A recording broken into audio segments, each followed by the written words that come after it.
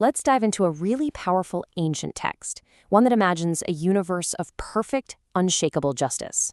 It's a world where everything, and I mean everything, follows the rules. Which, brings up a pretty huge question. What happens to the one part of creation that doesn't? And that's really the heart of it, isn't it?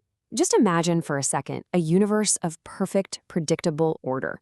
The stars, the seasons, the very planet we're on, all of it is working in flawless harmony. So what happens when just one element, us, humanity, decides to break the rules? So the text we're exploring kicks things off with this grand cosmic instruction. It's telling us, hey, look up, pay attention to the heavens. And it wants us to see a fundamental truth. The universe runs on these absolute unbreakable laws. Okay, so the first part of this text is all about hammering home this one idea of a steadfast creation. It's building a case, piece by piece, for a universe that just works perfectly. The first piece of evidence, it points to the sky. The sun, the moon, the stars, they all follow their paths without ever messing up. They rise and set exactly when they're supposed to. And in this vision, their predictability, well, it isn't just physics, it's obedience. And this perfect order isn't just something happening way out in space, right? It's mirrored right here on Earth. The seasons change like clockwork, the rain falls, the ground gets hot in the summer. All of it is presented as this reliable, unwavering system, all part of the same divine command. And the text just keeps driving this point home, stacking up example after example. You've got trees that wither and then regrow, the sun always providing its heat, the seas and rivers always completing their tasks. The message becomes crystal clear. Everything in creation just keeps on doing what it's supposed to do, year after year, forever. But then, after painting this incredible picture of universal obedience, the text takes a sharp turn. It introduces one single dramatic exception to the rule. And here's the pivot. The tone just flips from awe to accusation. But it's like in stark contrast to literally everything else. Humanity has failed. We haven't been steadfast. And the consequence? It's laid out immediately. You will find no peace. So what exactly is this transgression? Well, the text defines it as something way more than just a simple mistake. It's a willful act of defiance. It's deliberately turning away from the commandments and using, as it says, proud and hard words against the very system of order we just witnessed. And the punishment for this? It is absolute. There is no middle ground here.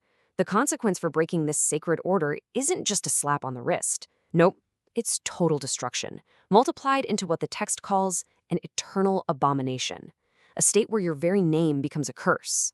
So, because of this one act, this single transgression, humanity's destiny just splits right down the middle. From this moment on, there are two possible paths, and man, they could not be more different. The text lays these two opposing fates right next to each other, and the contrast is just wow.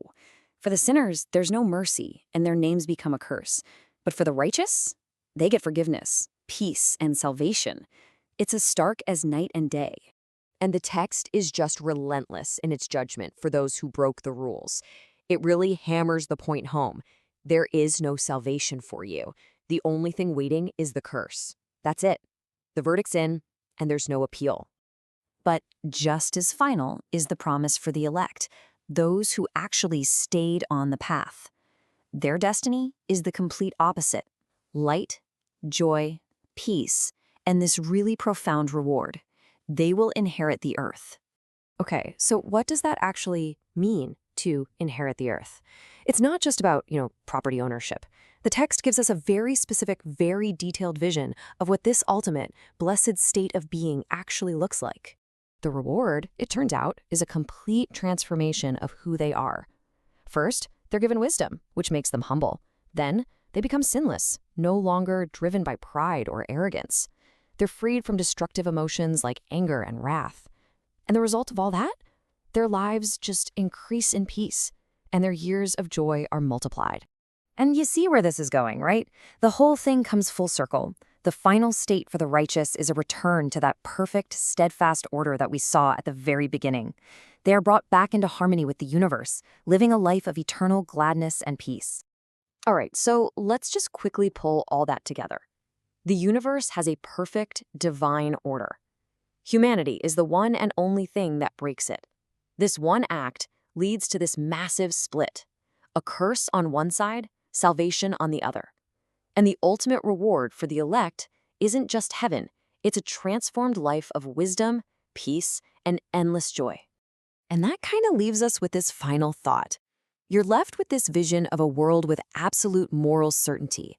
There's a clear right and a clear wrong with cosmic consequences attached. So it really makes you wonder, in a world with rules that are so black and white, what do we gain from that kind of certainty? And what might be lost?